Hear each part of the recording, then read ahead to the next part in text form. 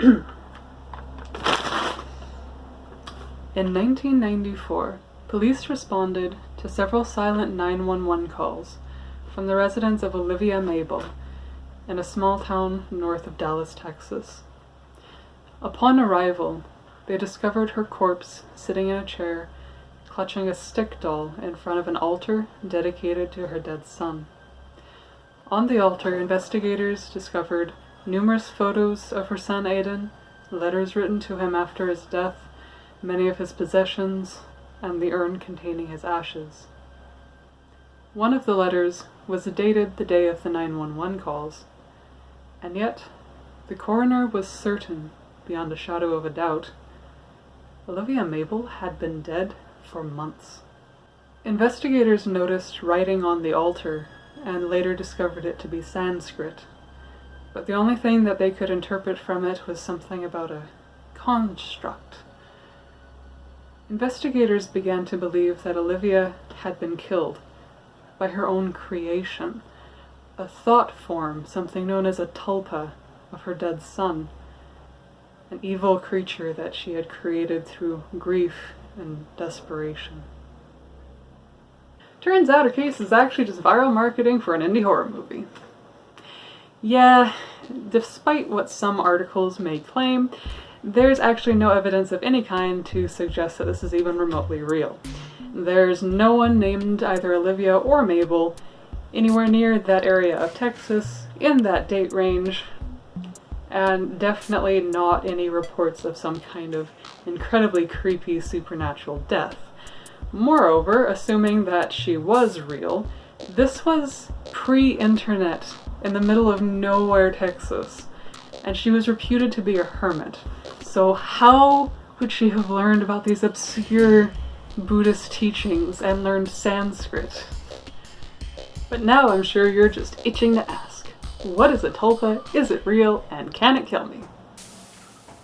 I have no idea. Hey Hala, what's a tulpa? Fine. I'm the one with opposable thumbs, I have to do everything around here. Alright, I used my opposable thumbs, so grab a cup of joe, pull up a chair, and let's talk tulpa. Incidentally, while I was making this video, I got curious as to where the term cup of joe came from. Turns out, we don't actually know. It could be from a variety of sources. One explanation is that it comes from jamoke, which was a combination of Java and mocha. It was slang for coffee in the early 20th century. Alternatively, it could be that coffee being a common drink and joe being a name used for referring to the common man, it became called joe because it's the drink of the common man. Or it could have been that in World War I, the George Washington Coffee Refining Company provided the coffee rations for the military, and it was shortened to just GEO on the sides of the crates, and came to be called Joe. We don't know. The more you know. Or don't know. The more you know, the more you realize you don't know. So what is a tulpa? Well, this is a bit of a convoluted ride, so hang on to your butts. The easiest way to describe the Western concept of a tulpa is that it's a real imaginary friend. It's a conscious entity created with your mind that may or may not take corporeal form. However, let's start at the beginning. In early Buddhist teachings, particularly in a text called the Samannaphala Sutta, or the Fruit of Contemplative Life Discourse, it was believed you could create a mind-made body as one of these fruits of contemplative life discourse. It was considered a psychic power developed through discipline, and was thought to be a magical illusion. In Buddhism, there is a miracle attributed to the Buddha known as the multiplication miracle, where Buddha filled the sky with countless images of himself. It is believed that he used this mind-made body technique to do so. There are many different types, and collectively these mind-made bodies are referred to as emanation bodies, but their actual names differ depending on the type and the school of Buddhism they're from. What we're particularly interested in is Tibetan Buddhism, as that's where the word tulpa originated. It came from sprul-pa, which I know I am very much not pronouncing correctly, and from sprul-sku, which was similar but different. Centuries later, in late 19th century America, during the occult revival that took place in a lot of Western countries, that gave rise to such organizations as the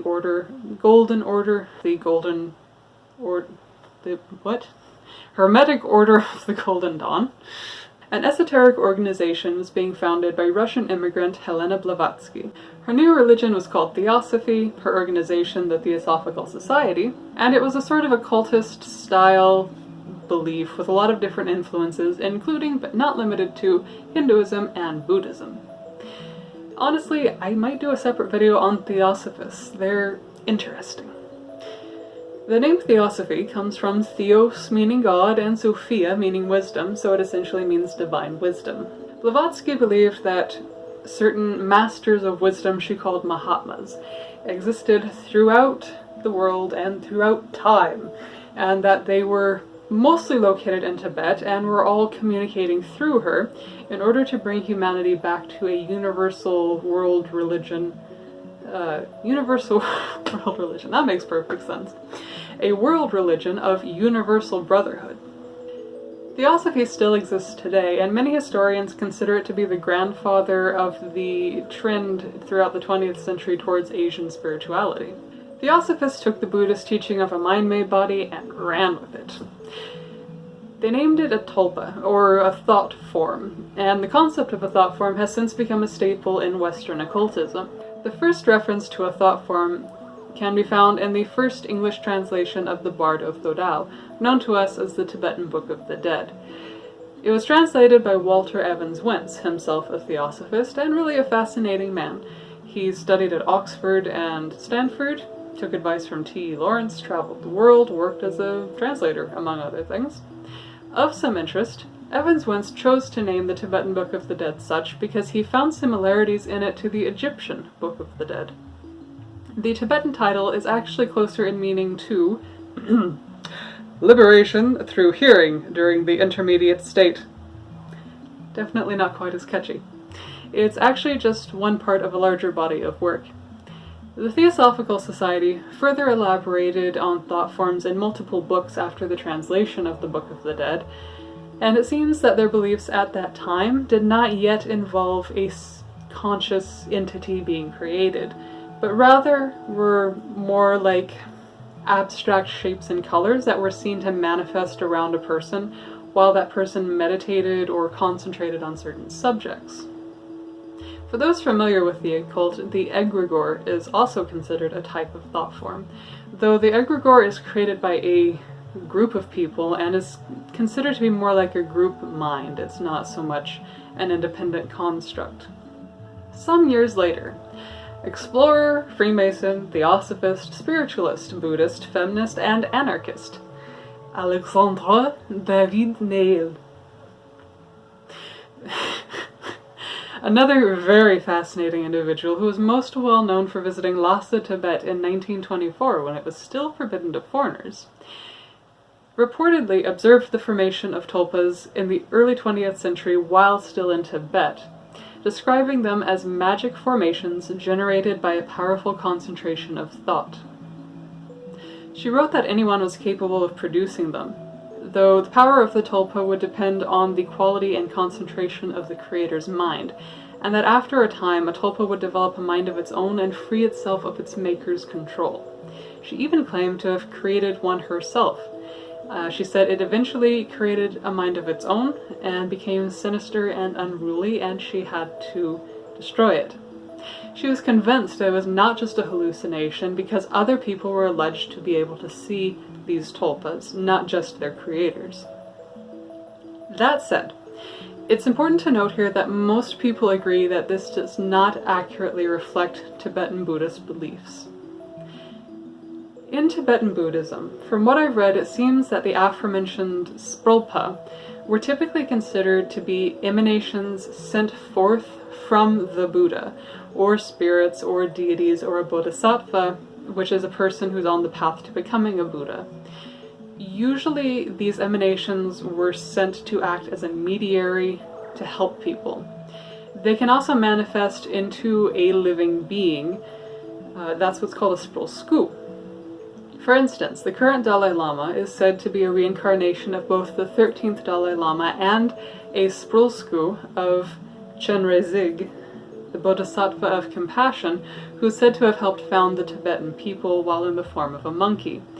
Notice these already have a consciousness of their own. Their consciousness is not arbitrarily created by a random individual. The subject of emanation bodies in Buddhism is very dense. I tried my best to make sure the information I include in this video is accurate, but if I got something wrong, please do correct me in the comments below. In this day and age, while the Tulpa is by no means a well-known supernatural entity, it has nevertheless infiltrated itself into modern media. It's been a monster of the week on both the original X-Files and the reboot. It's a part of an episode of Adventure Time, and has been the villain of multiple horror movies. And then there's Tulpamancy. While I was working on this video, I stumbled across a website, tulpa.info for anyone who's interested, that goes into detail on how to create your own tulpa and connects you to a forum for the Tulpamancy community. So let me explain a little bit about this process. It goes back to the beginning of the video where I stated that a tulpa is essentially a real imaginary friend. You essentially convince yourself your tulpa exists in your head. Apparently you can start hearing them talk back to you and even start hallucinating them into your reality, feeling them, seeing them, interacting with them.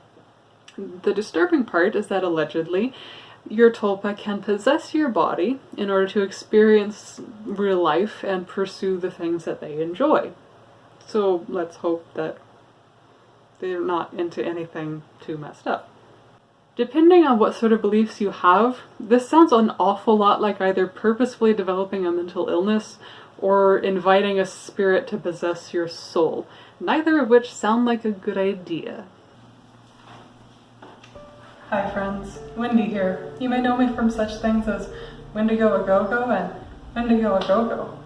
In this day and age, it's important to remember to please be kind, please rewind, and please don't invite spirits to possess your souls. Together, we can make a difference. Nevertheless, the Tulpa community claims that the Tulpas are entirely safe, that the Tulpa is not a manifestation of your subconscious, not a mental illness, and that it's not any kind of outside force like a spirit or demon. Just saying, that's probably what a demon would say. They claim that a tulpa would only be malignant if you created it that way, and that even when giving the tulpa control over your body, you're still 100% able to switch back at any time. They say that the tulpa is not a separate entity, but is created from your mind, and exists only in your mind, but has its own mind, and its own thoughts, and its own feelings and beliefs, and is completely separate from you, but it doesn't actually manifest in reality. The easiest way to sum up the Tulpamancy community is that it gained its popularity on 4chan within the My Little Pony fandom. That's right, Alice. Now before you dismiss Tulpamancy, there's a few interesting points about it. For starters, while it bears little resemblance from the sprul-pa from which the tulpa draws its name, Tulpamancy actually does resemble a different process in Tibetan Tantric Buddhism, something called a yidam. It's part of what's known as dream yoga, where an individual in a sort of lucid dream state intensely imagines these yidam, which are considered deities, in order to experience them and attain their blessings. So it's entirely possible that a group of socially awkward young adults just happened to stumble into an ancient meditation technique.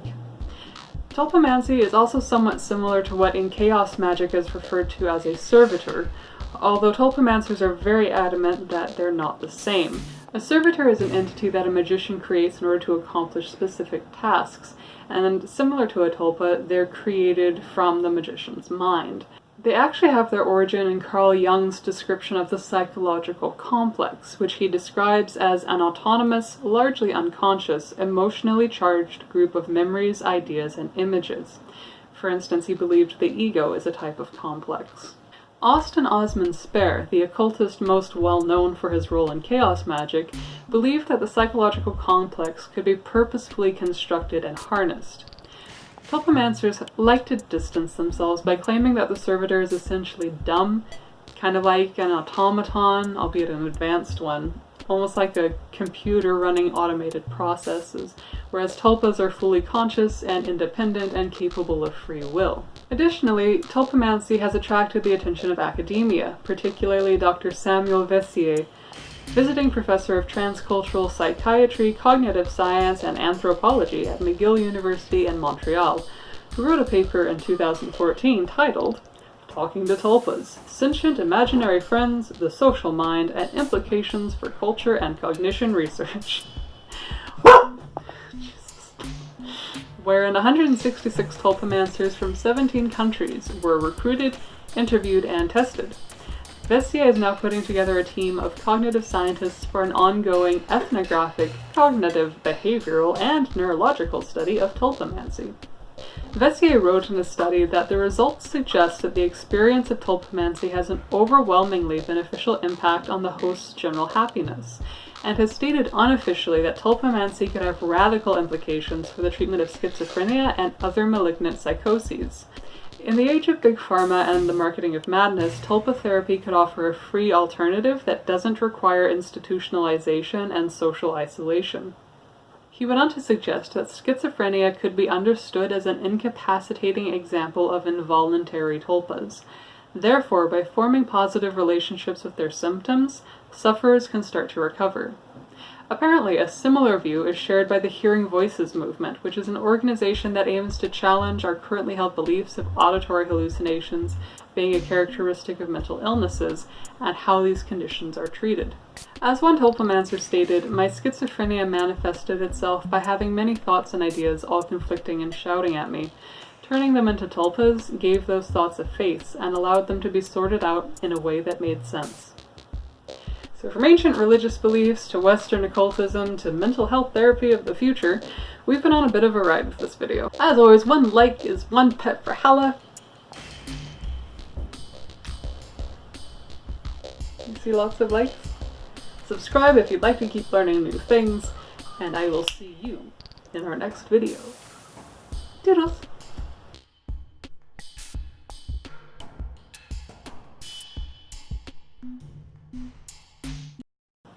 Hey Hala, what's a tulpa? Hey Hala.